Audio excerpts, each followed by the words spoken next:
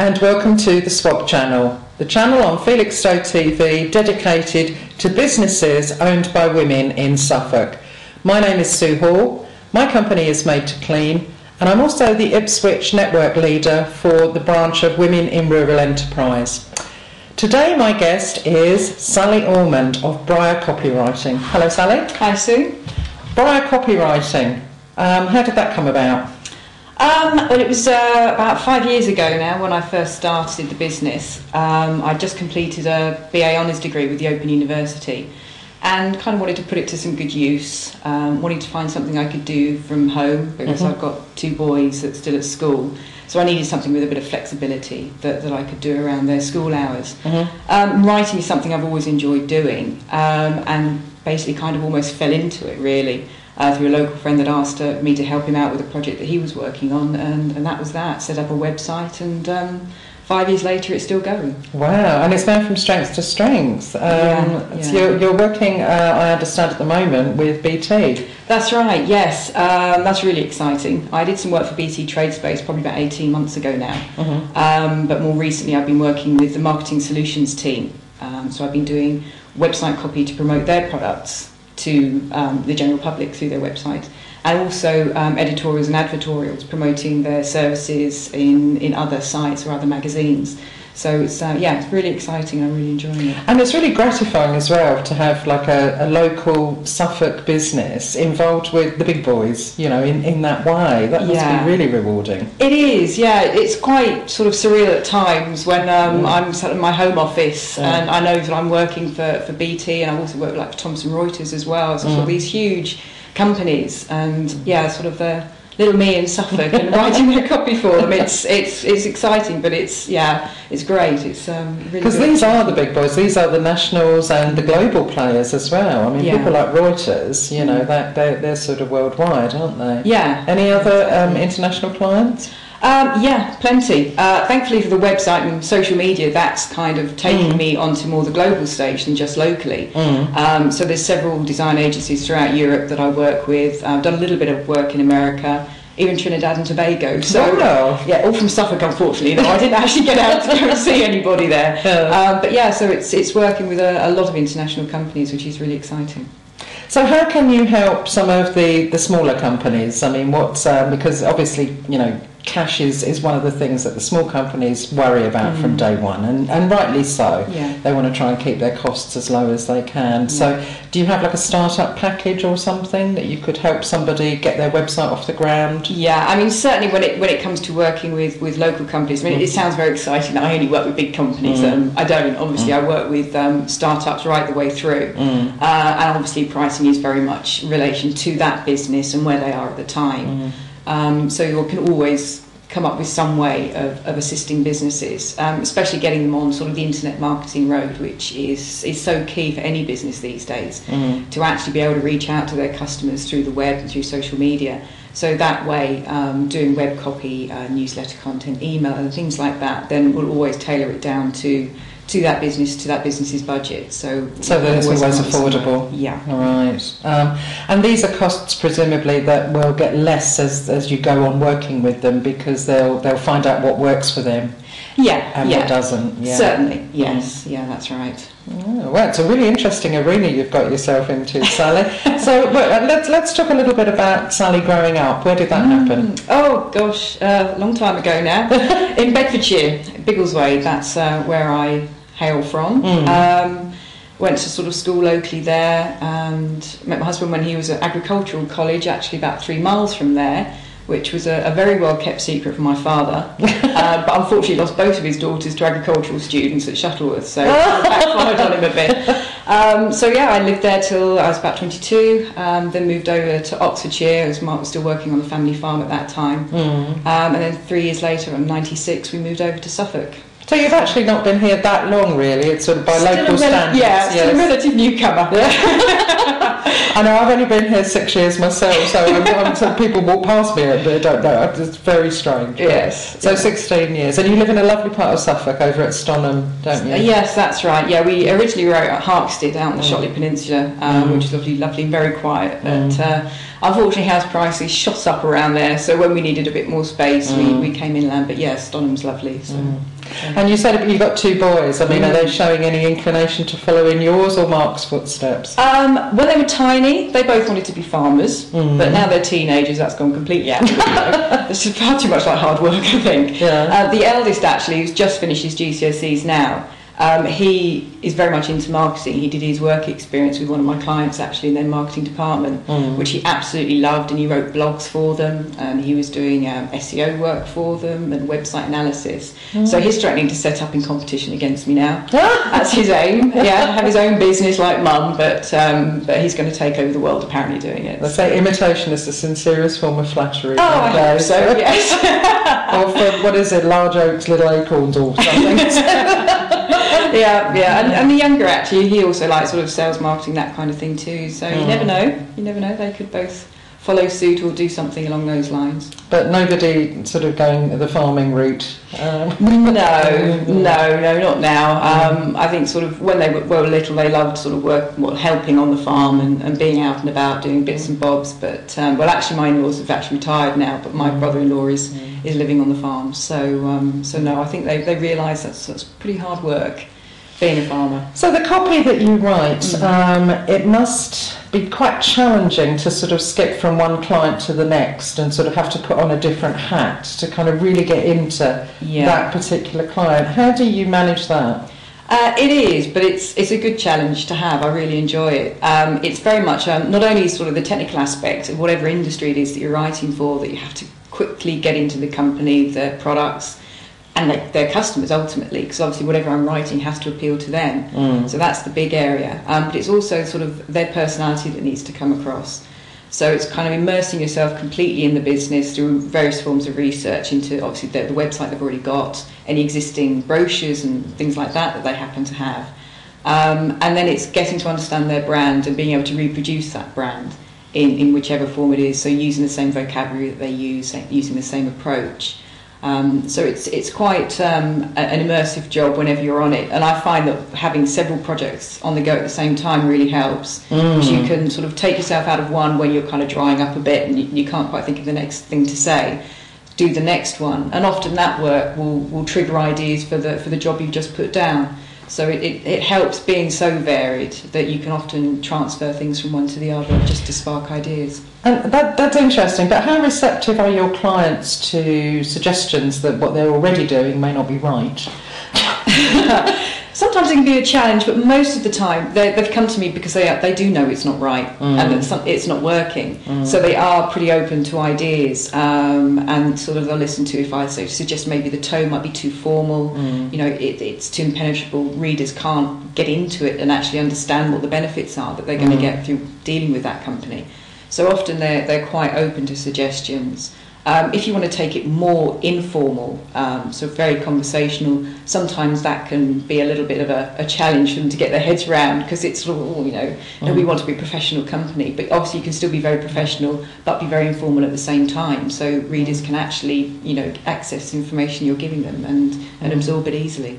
So there's nothing really you can't write copy for. I mean, it's not just websites and brochures. I mean, it's everything, from scripts, the traditional brochures, email copy, newsletters, small adverts, captions on photos. It's anything and anything that's written is basically what I'll get involved with. It's a very varied board of things that I work with. That's interesting, isn't it? Because until I met you, I hadn't really sort of seen the value in it. I just thought, well, he's just writing, but actually there's so many different special techniques that are required. Yeah. You really, especially if you're going to go out there into the world of internet marketing, you really got to have someone who knows what works and what doesn't work. Yeah, I mean, that's the biggie. Search engine optimization is everywhere. Everybody is very hot on that now. And Google obviously is constantly changing its algorithms and the way you search. So when in sort of the bad old days, if you like, when it was keywords chucked into everything, so it was always gobbledygook that you saw, but the search engines loved it. Now it's pulled right back, and Google will sort of penalise sites like that now, and it has to be written much more naturally. So although the words do have to be there and have to be relatively prominent, it has to be far more casual, far more informal than it used to be. So now it's sort of using the keywords but knowing where to use them. I'm all in favour of that actually, because I browsed a few websites periodically, and it turns you off when you see the same words repeated in virtually every line, just so that they get a mention. It actually is off-putting. It is, and it kind of makes the search results a nonsense really, because if that's the only way to gain good rankings, then you just put 2 more keywords in your competitor, and all you end up with is page of 10 websites on the search results that aren't really telling you anything or giving you any benefit as to why you should be using that company, because it's just stuffed with keywords. So no, it's definitely better the way Google's going now. I know you're a big fan of social media as well. You use it extensively yourself. Yes. It's helped your business as well, hasn't it? It has, no end. Or mainly because, that's what I used initially, because I'm hopeless at face-to-face networking and I really don't like it. Which obviously you are desperately trying to sort out for me. I know, dragging me to wire. Yes. But that's how I started, putting the website up, blogging, getting to grips with Twitter, sort of several years ago now. I think it was 2008 when I started using that. A little bit on Facebook, but probably not quite so much. It's mainly blogging and article marketing and Twitter that I use. But yeah, that's helped me no end. That's certainly pushed the reach of my company out to where it has done. And the visibility on Google, it has obviously helped no end in getting sort of not just local clients, but national and international. So it's that global reach, like we say, and it's free. Exactly. It's kind of a no-brainer, really, that most businesses, it's going to work on some level for all business. Yeah, definitely. It just takes a little bit of time, obviously, to get to understand the platform that you're using, and obviously to actually tweet or blog, it does take time, but at the end of the day, when you think about the return you can get on that time, then it's a no-brainer, and it's definitely. I've frequently come across people who kind of they almost give you the death stare when you mention Twitter, or they're just like, oh, I don't get Twitter, or I don't understand, or it's not right for my business, or I don't have time. There are all these excuses they instantly put in the way, and sometimes when you get to chat to them a little bit deeper, they've created a Twitter account and then just sat there and waited. It's like sort of, okay, that's like giving a party but not telling anyone you're having it, and just hoping that people are going to turn up, and it fascinates me that they don't want to explore and find out and are intrigued, because it is free, and this is something that does work. Oh, it does, definitely. And I know, and another argument is a lot of people think, well, I don't want to know what people have for lunch. And yes, you do get tweets like that, but it's all about the building relationships. It's chatting with people. It's like going to a networking event without having to leave your office. Exactly. So you can do it at any time. It can open the doors up to people that you would never get to meet normally. That's right. You can get straight to, like, the Dragons if you wanted to. You could tweet Theo Perfeted tomorrow if that's what you wanted to do, or today. Why not? And MDs of companies that be trying to get into, they're going to have Twitter accounts. So again, it's much easier to get to them rather than trying to get through sort of the impenetrable secretaries or anything like that. It's a shortcut really through to people like that. So do you have a vision for where you're taking your company? Gosh, just enjoying the ride at the moment. It's been quite a phenomenal few years for me, and I never dreamt that I'd be working with the type of people I am now. Sort of 5 years ago, had somebody asked, and it'd be just doing a little bit now and again, and that was it. So I'm just sort of taking every opportunity as it comes and seeing where it takes me, and just keep enjoying the ride really. So it's good. I'd like to keep going out sort of on the global platform really, and pushing up a few of those bigger clients, but still having the opportunity to help out local startups, especially, to try and sort of get on that road, to push their business forward. So that's what I'd like to be able to do, to balance the two. So I've sort of got obviously the income coming in from the bigger players, but that will then enable me to help smaller companies as well a lot more. So and that's right, and the smaller companies obviously will benefit from your wide experience, because you'll be bringing that expertise to them in the same package. So one copywriter really isn't like another copywriter, because they may not have the same background and experience that you have got. Yeah, exactly. I mean, it's sort of, when you look at sort of suppliers of major companies, they tend to be almost major companies themselves, which, you know, the startups can't access because it's sort of beyond budget. But when you sort of think, well, you know, if I can work with people like that, then I can help, you know, you get your business to the level and to the exposure that, you know, might offer you the opportunity to be doing the same thing. So yeah, that would be good to do. Has Wire helped you at all? It has, yes. Confidence-wise, going out and about and talking to people. Knowledge-wise, that's one thing I love about the meetings, is that I always come away having learned something, which isn't something that often happens at networking events. You come away with lots of brochures and business cards, and you don't tend to have learned anything. And yeah, I've had the opportunity to help out some Wire members with their copy and stuff as well, which is really good. And yes, you've given me the opportunity to do some very petrifying talks a few times, which again is good, because I know sort of a few people, especially with the blogging one that we did, that took that on board and have started blogging, which is great. And it's true to say most people have got a comfort zone in some area of their lives, and they're quite happy to stay there unless they're challenged to move outside of it. And you know, because we've always tried at Wire to learn from each other, we do have some fantastic members like yourself who've got expertise in those different areas. So you know, sharing that is part of what Wire is all about. Yeah, and the opportunity to learn from you and to learn from other people. Yeah.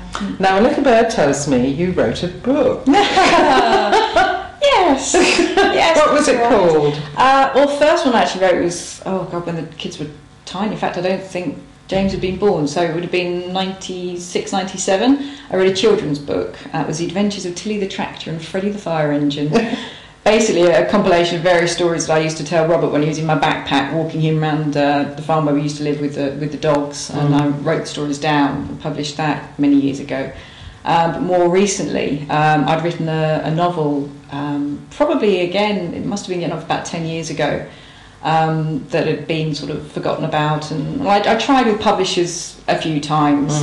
And you need the hide of a rhino to be able to deal with the publishing world, I have to admit, and agents. And it got as far as Macmillan wanted to see the whole manuscript, but unfortunately didn't go any further, so it kind of got put by the by, and I started the business, so I kind of almost forgot about it.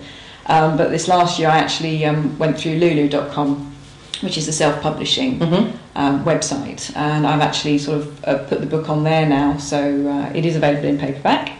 And also the Kindle version of it as well. Okay, and what's the book called? It's called Mackerel Skies. And what's it about? Oh, I'll give it away if I tell you. No, give us a clue. It basically kind of, it looks at the relationship between a mother and a daughter. I think it's something that a lot of people can relate to. The daughter's gone away to university. She was an only child. Come back briefly. She's obviously got views of then moving away and working, but the mum's got very different ideas of wanting to keep her daughter close. So it kind of explores that relationship. And it's pure fiction or drawn from a personal? It's pure fiction. Yeah. No, it is. It's something I love doing, and I would like to do more of. In fact, I've got another half a novel started, but too busy work-wise, so maybe one day I'll be able to pick it up, because that's really my ultimate dream. I would just love to be a fiction writer, but it's a very, very difficult world to get into, so... well, never say never. Well, I mean, 5 years ago, exactly. You set yourself a challenge, and look where that's taken you. You never know what might happen. No, not at all. So any particular challenges facing you at the moment with the clients that you've got? Not so much with the clients, but challenges, yes. At the weekend I do the 3 Peaks challenge. Oh, wow. Yes, my challenge for the year. I usually set myself something stupid to do every year, and that's this year's.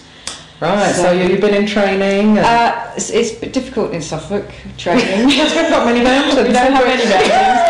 I've been going for very, very long walks, about 10 miles most weekends, finding the odd incline that I can find to try and march up that. And other than that, it's just been in the gym doing a lot of CV work to try and build up my stamina. So you're the second Wire member to do this, because you know Elaine Marston did it last year, didn't she? Yes. Yeah, that's right. I'm interviewing her in a couple of weeks, so we can compare stories. Yes. So when do you set off then? The plan is to hit Ben Nevis about 4:30 Saturday afternoon is the idea, because we don't want to do Scaffold Pike in the dark, because that's the bad one. We really don't want to do that one in the dark. Right. So that's the plan, and hopefully within 24 hours. But my husband's driving us between, it's me and a friend doing it, and he's driving us between peaks. So we have decided that if we don't do it within 24 hours, it's completely down to the driver. Nothing to do with the walkers. Driving boy. Yes, that's fine. Yeah. Definitely. Well, I don't know what the forecast is weather-wise for this weekend up in that part of the world, but keeping a close eye on it. If it is bad, then we're going to postpone till September. Because over the summer months it's going to be so busy there, then we'll leave it till September. But yeah, fingers crossed. So you're raising sponsorship for this? This one we're not actually. It was kind of a bit of a last-minute thing. I mean, previous years, I've usually done. I did the 2 mile Great Outdoor Swim last year at Ormond Water. And I've done sort of bike rides, bungee jumps, abseils, various bits and bobs for various charities and for Make-A-Wish, which is a charity I'm a volunteer with as well.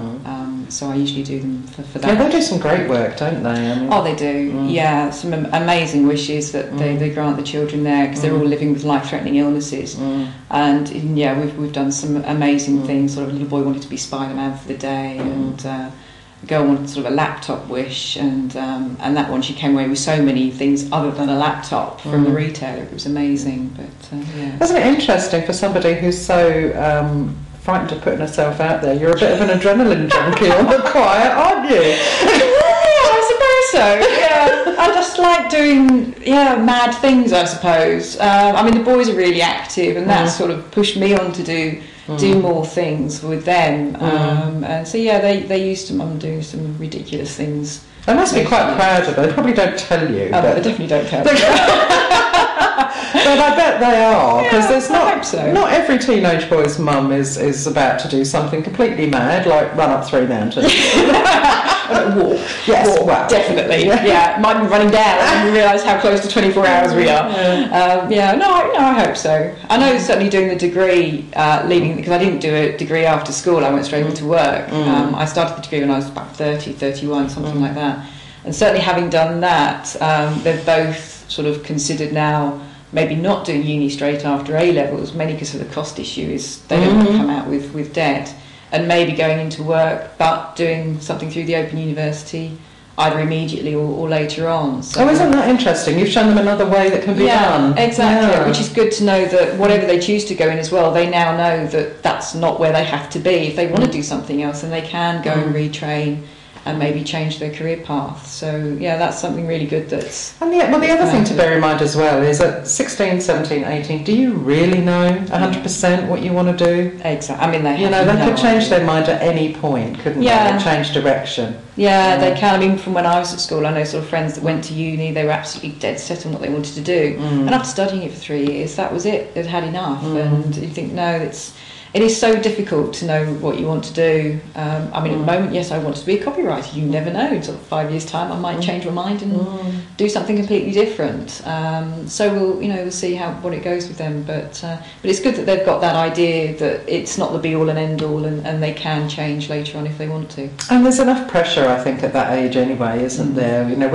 When they take exams, it's all, you must get A's or you must get B's, because if you want to do X, you need Y and all that stuff. And it takes all that away, because they can just relax, do the exam. Okay, well, I can always take them again, or I can always do something different. It sort of, unless you've got a clear vocation in mind, I guess, like, I know I want to be a vet, I've always known that's not going to change, then you know which direction you're heading. But if you're kind of ambivalent, I think it's good to know there are options. I mean, certainly when it's sort of come to exam choice and things like that with both of them, I guess James starts his GCSEs in September and Robert starts on his A-levels, and it's again just keep a very broad range, so you do keep your options open, and then just kind of see what happens and which one stands out to you and which one you really enjoy, and then just sort of go for it and see what happens. Absolutely, yeah. Well, I'm sure they're boys that will be doing you proud in the fullness of time. Yes. Even if they're not working on a farm, Mark.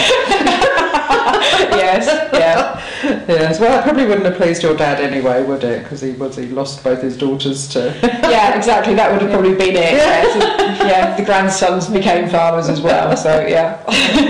Well, we like to kind of wind up these interviews by having our guests share something with us that, you know, we wouldn't normally know about you, some little known fact, a famous person you've met, or something about you that we wouldn't find on your CV. Can you think of anything you'd like to share with us? I suppose the only thing from when I was probably school age, I very nearly took Christopher Dean out at Peterborough Ice Rink. Wow. Yeah, we'd gone there for a school trip, skating around, and they'd just finished practising, and I wasn't that good, and I just managed to avoid him because I couldn't stop in time as they were coming off the ice. So that's probably it, really. I was nearly taking him out. So how old would you have been at the time that happened then? Gosh, that would have been probably early teens, I should think. So right. yeah, quite a long time ago. Wow, but Torvill and Dean, they're such a British institution, aren't they? They're just a legend. Exactly, yeah. I did not want to be held responsible for breaking things or anything like that. Well, Sally, how would people get in touch with you if they wanted to find out more about you? The easiest way is to head over to the website, really. And that's called? All the W's, and it's briarcopywriting.com. BRIAR, copywriting.com, That's all one right. word. That's right, yeah. Okay, and they can connect with you on Twitter and Facebook and everything else? Yeah, all through there, yeah. So, really, if you have anything that needs looking at in the copywriting field, Sally is your woman. Sally, thank you very much indeed. Thank you, Sue.